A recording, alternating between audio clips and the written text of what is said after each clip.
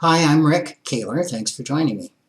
Last week I reported on the 3 top questions investors wanted answered when advisors recommended investments. The rankings came from a survey of investors funded by Dimensional Fund Advisors, and it was conducted in March 2014 by Advisor Impact. I suggested the top 2 of those factors, which were the risk associated with the investment and the expected future performance, probably didn't belong at the top of the list. The third one, fees and costs, is certainly important, but under half of the respondents thought so. This week, we will focus on the 3 least important things investors wanted to know. All 3 deserve to be much higher on the list. In my experience, they are what most investors really need to know. These 3 factors are: what are the chances the investment will lose money? Only 10% of investors thought it was important to ask about factors that contributed to historic performance. Just 1/3 thought it was important to even ask about the historical performance in general. The second one, what type of volatility can they expect? Only 17% of investors considered this important. And the third one, how and why did the advisors select the investment for their portfolio?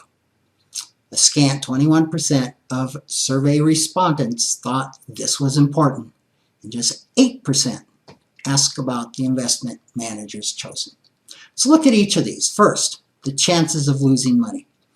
This factor could be better addressed by asking about the specific factors that influence historic performance of the particular security they're looking at over various long-term economic climates.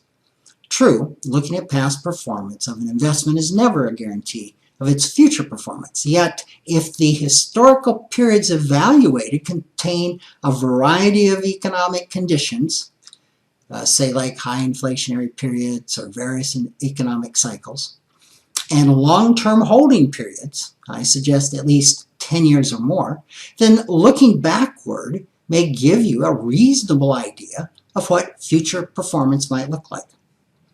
The second one, volatility. Most investors will cognitively agree they fully understand that most investments that carry any chance of real significant long-term return will fluctuate. Now I say cognitively because once that fluctuation happens on the downside, all cognitive understanding sometimes goes right out the window and the emotional brain takes control. One way of internalizing the potential fluctuation, especially on the downside of an investment, is to ask about its volatility. Specifically, its standard deviation. This measure of the amount of variation from the average return is something an advisor can easily find out for almost every bond, stock, and mutual fund.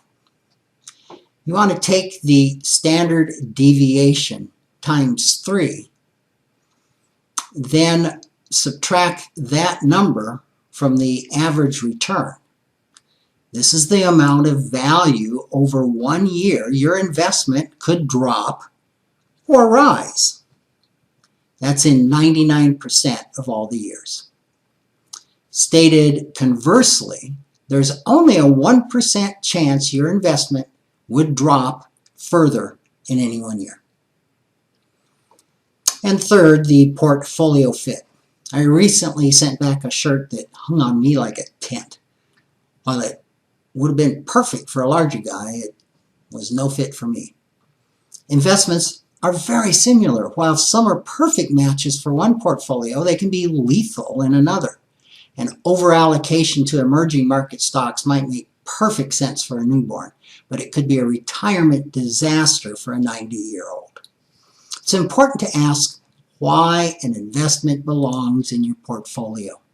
You want investments or asset classes that complement one another by tending to fluctuate independently of each other.